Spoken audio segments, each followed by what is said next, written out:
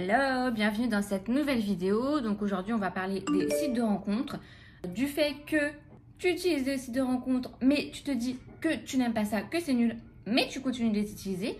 Je vais t'expliquer pourquoi et surtout je vais t'expliquer comment en faire un outil à ton service. Si tu ne me connais pas encore, moi c'est Manon, je suis coach de vie et thérapeute dédiée à l'épanouissement des femmes. Tu peux me retrouver sur Instagram où je partage tous les jours, tu auras plein de conseils et de réflexions pour cheminer vers du bien-être, vers l'épanouissement. Donc, pourquoi tu trouves que les applications c'est nul mais tu continues de les utiliser? En fait, c'est pas l'application, c'est ta démarche vis-à-vis de l'application et c'est toutes les attentes qu'il y a en toi qui viennent d'un espace de manque. C'est comme, j'ai une phrase assez intéressante. Un gars qui disait quand tu vas faire les courses alors que tu as faim, et tu vas prendre n'importe quoi. Donc du coup, tu fais pas les bons choix de sélection alimentaire quand tu es dans la faim, dans ce manque. Et du coup, les sites, c'est un peu pareil. Quand on est vraiment en manque de quelque chose, on est prêt à accepter un peu n'importe quoi. D'une part, et d'autre part, vu que vous êtes dans cet espace de manque et qu'à la fois, il y a un espoir qui est immense. Même si vous dites que vous n'y croyez pas, etc., vous avez un espoir qui est immense. Parce qu'il y a vraiment cette souffrance d'être célibataire, cette souffrance d'être seule, cette souffrance de se dire pourquoi moi, j'ai pas encore trouvé l'homme de ma vie, etc. Du coup, il y a des attentes qui sont énormes. Donc, le premier qui vous parle, qui vous donne un peu d'intérêt, au bout de 3 messages, vous êtes en train de fantasmer toute une vie avec lui. Parce qu'en fait, vous rêvez de cette vie-là, vous rêvez de cette vie de couple. Et du coup, la moindre personne à travers laquelle vous pouvez projeter tout ça, vous projetez tout ça. Sans vous soucier de qu'est-ce qu'il en est avec cette personne réellement. Parce que c'est comme si vous aviez besoin de décharger à tout prix cette projection, mais qui est complètement illusoire et fantasmique. Et du coup, ça ne peut pas fonctionner comme ça. Et en fait, là où du coup les applications de rencontres, ça vous déçoit toujours et c'est difficile pour vous, c'est que vous avez énormément d'attentes à chaque échange. Le premier échange où il y a eu une phrase intéressante, un compliment, etc., vous avez un espoir immense. Ça y est, vous imaginez énormément avec cette personne, alors que cette personne n'a absolument rien prouvé. Cette personne n'a absolument rien prouvé et un homme doit prouver qu'il est intéressant. Vous vous engouffrez dans des situations où la personne finalement, vous avez trouvé suffisamment d'éléments pour vous dire « Oh, j'imagine » parce que vous avez besoin d'à tout prix imaginer parce que vous êtes dans un espace de manque. Sauf que, ça y est, il ne vous envoie pas de message ou quoi que ce soit. Du coup, qu'est-ce que vous faites? Vous allez vous envoyer un message. Non. Du coup, vous vous mettez dans une position dans laquelle vous n'avez pas envie d'être. Vous êtes dans un lien qui ne vous satisfait pas, qui est frustrant pour vous, où vous ne sentez pas suffisamment l'intérêt de la personne, etc. Mais beaucoup trop tôt, vous avez fait switcher le truc en mode c'est vous qui allez vers lui, etc. Alors qu'un homme, il doit faire ses preuves. Il doit faire ses preuves pour avoir accès à vous, pour avoir accès à votre temps, pour avoir accès à votre énergie, pour avoir accès à votre intérêt. Il doit galérer. Mais ça, pour vous, c'est inenvisageable parce que si pendant un jour, il ne vous a pas parlé, il faut absolument que vous alliez le chercher, que vous alliez courir après, que vous alliez le récupérer parce que vous manquez de ce regard, vous manquez de cette considération parce que vous avez absolument besoin du regard d'un homme sur vous parce que vous manquez d'amour-propre. Sauf que lui, il va de plus en plus se désintéresser parce qu'il n'a rien à faire en fait pour aller vous conquérir. Vous ne proposez pas de mystère, vous ne proposez pas d'être... Non, vous êtes là, vous êtes servi sur un plateau d'argent. Et du coup, vous courez après des mecs qui, dans le fond, ne vous intéressent même pas. Parce que déjà, à quel moment ça nous intéresse un mec derrière lequel on doit courir? Et après, des fois, ça fait qu'on commence à aller dans des relations qui sont absolument insatisfaisantes et on est frustré, on n'est pas contente. Mais depuis le début, on a renoncé à ce qu'on voulait. Tellement peur que l'échange s'arrête, alors que c'est l'échange avec un gars sur un site de rencontre qu'on n'a jamais vu, avec qui on parle depuis 2 semaines. Mais on a tellement peur que cet échange-là, il s'arrête, qu'on renonce à nos propres critères, à nos propres volontés. Je veux que ce soit un homme qui me fasse la cour, qui fasse l'effort de toujours me renvoyer un message, qui me fasse des propositions de sorties intéressantes, etc. C'est ça et pas autre chose. Mais dès le début, vous renoncez à ça. Donc même si la relation, elle avance, ce sera jamais la relation que vous voulez. Vous avez dès le début renoncé à ce que vous voulez. Comment vous pouvez espérer que la relation, elle soit heureuse et satisfaisante? Donc déjà, à ce moment-là, mais bon, quand on est justement dans cet espace de manque, il n'y a pas de projection rationnelle long terme ou même moyen terme. On est vraiment dans l'immédiateté de là, maintenant, tout de suite, je veux une notification, je veux un message. Donc, vous comprenez bien que c'est pas forcément l'application le problème, ni même les hommes qui sont sur l'application, ou, alors évidemment, il y a sûrement plein d'hommes qui sont inintéressants, mais vous n'êtes pas obligé de leur donner votre intérêt, du coup. Et vous faites ce tri-là de prendre le temps de trouver un homme qui vous intéresse effectivement, et pas tout donner au premier venu. Mais pour ça, il ne faut plus être dans un espace de manque, il faut remplir soi-même son espace. Et ça, je vous l'apprends dans mon programme sur la dépendance affective. Je vous mets le lien en bio si ça vous intéresse. Mais c'est important de comprendre effectivement que ce n'est pas forcément l'application de rencontre, que ce n'est pas forcément les hommes qui y a sur l'application de rencontre. Comme dans la rue, il y a sûrement des mecs pas intéressants et il y a sûrement des mecs très intéressants. Le problème, c'est vos attentes qui sont très élevées sur une personne dès le début, alors que... il faut au moins 1 mois, 2 mois, voire 3 mois pour que l'homme il ait suffisamment prouvé, j'allais dire ses compétences, ses compétences en termes de relation, pourquoi pas, pour que vous lui donnez accès, ça y est, à votre énergie, que vous êtes dans la confiance, vous allez un peu plus vous livrer, vous allez... Mais avant ça, non en fait.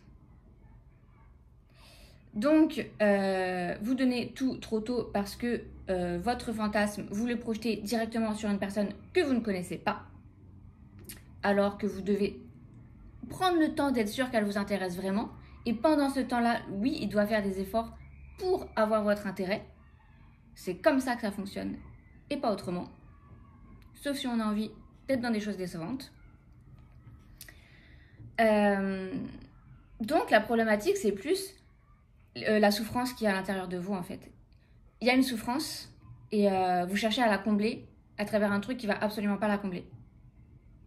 Vous avez du coup des attentes démesurées envers une personne pour qu'elle vienne combler vos carences que vous devriez combler vous-même. Donc, il y a tout ça. Quand c'est extrême, vraiment, j'invite à faire un travail sur soi. Quand c'est tempéré, peut-être qu'avec de la réflexion, vous allez réussir à rééquilibrer le truc. Et comment faire pour que ces applications elles soient à votre service? En fait, ça peut être justement une expérience hyper intéressante de si vous manquez de confiance en vous, si vous n'arrivez pas suffisamment à être dans cette position de moi j'ai pas peur de te perdre en fait. On dit pas ça clairement, mais voilà, on a une posture qui fait que je sais qui je suis, ma vie me convient très bien, je sais ce que je veux dans ma vie et ce que je ne veux pas. Tu fais les efforts pour avoir mon intérêt, tu l'auras peut-être en partie et petit à petit, tu fais rien, tu ne m'intéresses pas. Point barre. Je ne vais pas t'envoyer de messages, je ne vais pas attendre tes messages. Je m'en fous. Je crois que c'est Rihanna qui dit fake it until you make it. You trust it, du coup, plutôt.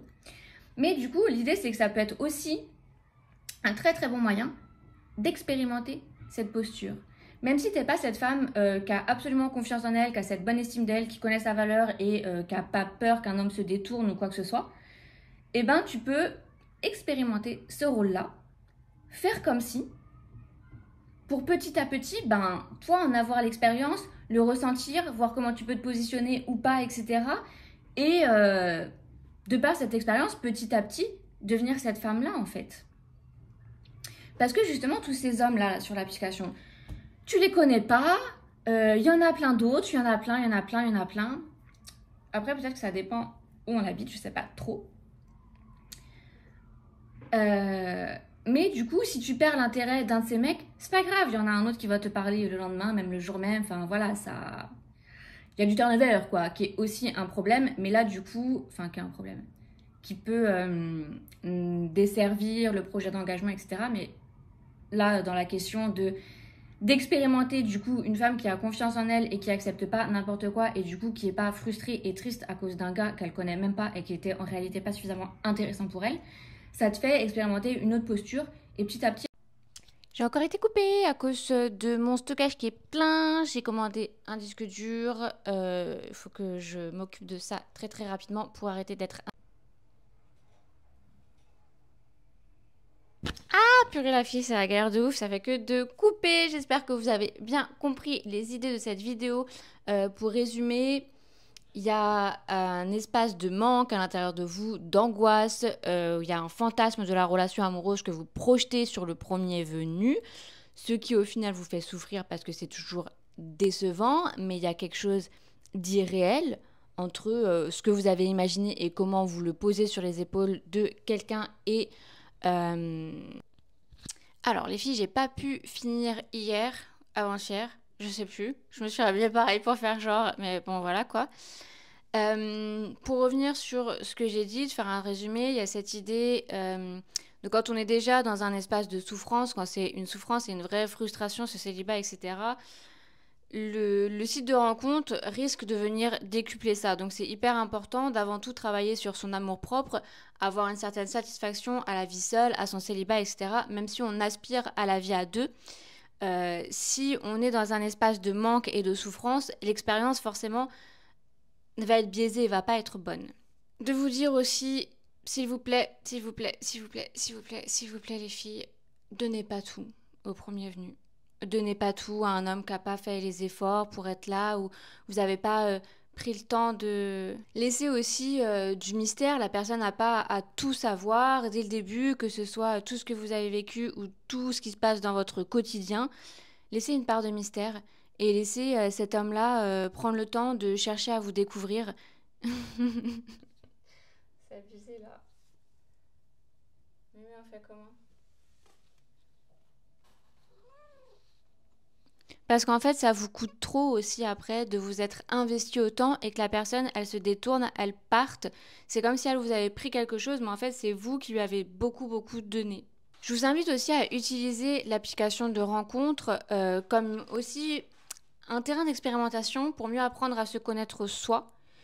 C'est une belle occasion, c'est vraiment un terrain d'enquête pour le travail sur soi, pour la compréhension de sa psychologie, etc.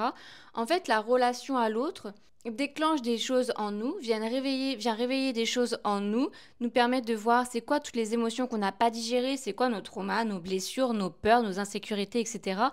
En regardant en mode ok, ben là je réagis comme ça, pourquoi je réagis comme ça? Pourquoi j'ai envie de fuir cette personne? Pourquoi cette personne m'énerve? Pourquoi je m'attache comme ça à cette personne? Pourquoi je... Et d'essayer de voir en fait que ça raconte une histoire de vous et que c'est aussi une occasion d'avoir un terrain d'enquête pour comprendre et pour aller guérir certaines choses en vous, pour évoluer, pour progresser et pour aller vers plus de sérénité aussi dans les relations. Mais voilà. Du coup, ça remet aussi chaque chose à leur place, de ne pas être dans une attente de « Ah, ça y est, je vais trouver l'homme de ma vie, je vais me marier, avoir des enfants, ça va mettre fin à mon célibat, ça va mettre fin à tous mes problèmes, etc. » Quand on part avec cette attente-là, et déjà, on n'accepte pas du tout sa situation et on attend que quelqu'un d'autre vienne tout arranger, tout guérir, etc. Alors que finalement, même le couple est loin de tout guérir en soi. C'est important aussi d'avoir une conscience de soi et une sincérité pour se remettre en question et essayer d'évoluer.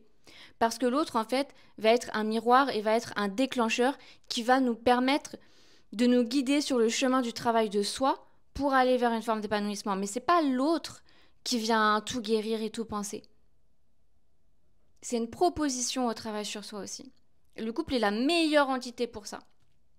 Mais du coup, c'est déjà intéressant de l'aborder comme ça dans toutes ces interactions pour vous interroger sur vous, pour comment mieux faire de moi à moi-même, ce qui influencera les relations, mais voilà, de l'utiliser aussi comme ça.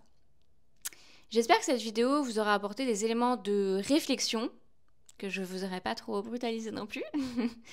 Mais c'est parce que je veux votre bien, quoi. C'est parce que ça me rend fou de voir